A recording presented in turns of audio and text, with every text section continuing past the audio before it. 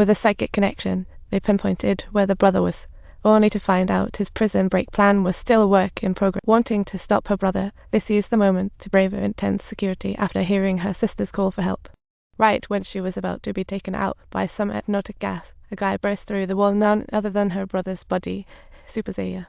She had just handed her an ability to go through walls like it's nothing. The only one left to pull off the plan was her, and seeing the soldiers closing in, she vowed to save her brother, or everyone's hardcore efforts would go down the drain. She exhausted her last strength, finally finding her brother, overwhelmed with emotion. Bro. Keep calling out Yansai. Hurry up and catch up with us. No way, let's go. Brother, all right.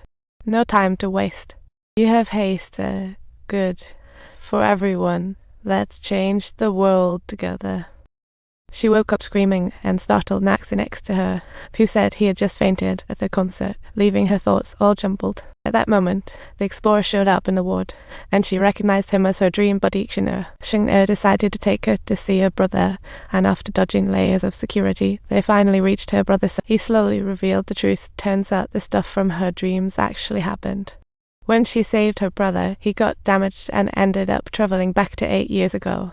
Although carefree now, Sunny knew they must rewrite the future script, or lose the most important. The first thing was to find his best buddy, Xing'er, to be precise. Xing'er tracked him down using his sensei ability. After time traveling, Sunny told Xing'er about what happened, and while Xing'er believed him, he wasn't too thrilled about the nickname Winnie the Pooh. Xing'er took Sunny to meet the others, but they didn't believe it. Sunny casually mentioned their abilities, and the wall-passing skill was seriously cool. They could even erase others' memories. But hey, they weren't idiots all in all. They were just a bunch of teenagers trying to make sense of it. Even though Sunny used his time reversal ability to try over and over again to go back to the past, it all ended in failure. The price of repeating time was his increasing. So, Sunny decided to change the plan. They needed some adult power. He used his ability to record lottery results. He also sought financial info, amassing a fortune. On another time travel, darkness greeted him. In this timeline, his brother opened a school to protect everyone, to safeguard Yu and the fearless ones. He even helped wipe their memory. At this point, Yu and Naxi finally learned the truth. Possession was just her way to steal others' abilities. Those who were possessed by Yu ended up losing their superpowers, and now her brother hoped she would steal his abilities, hoping to rewind to before sister's power awakening, taking away the broken abilities. Sibling unity at its best.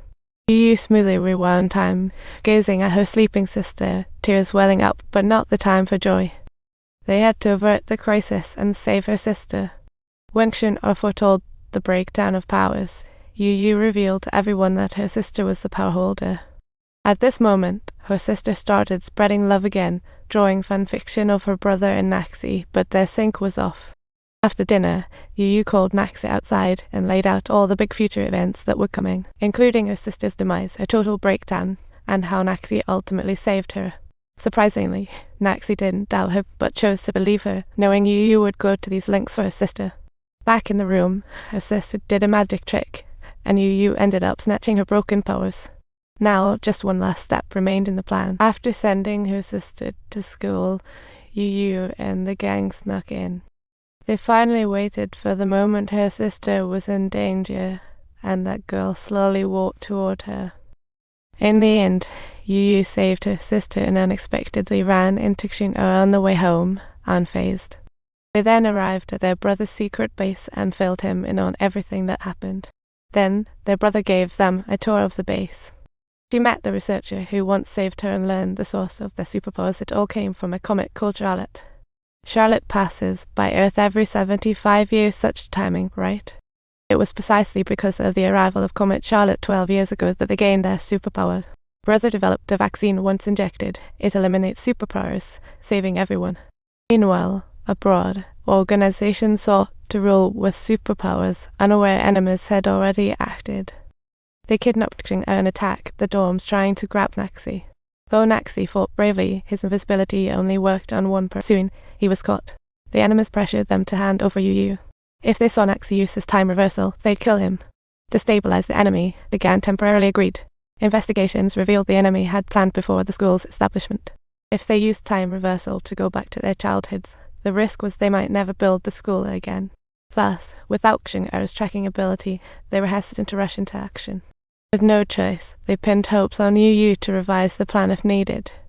Facing a powerful enemy, Yu Yu hesitated to flee, but recalling Nax's rescue from darkness, she chose bravery. She was determined to rescue Naxi and headed to the enemy's abandoned factory, only to step right into their trap. But it was nothing like she imagined. There wasn't a weapon in sight. Just when Yu Yu was bewildered, she heard hurried footsteps, and suddenly a girl scratched her glasses, causing sharp pain to hit her.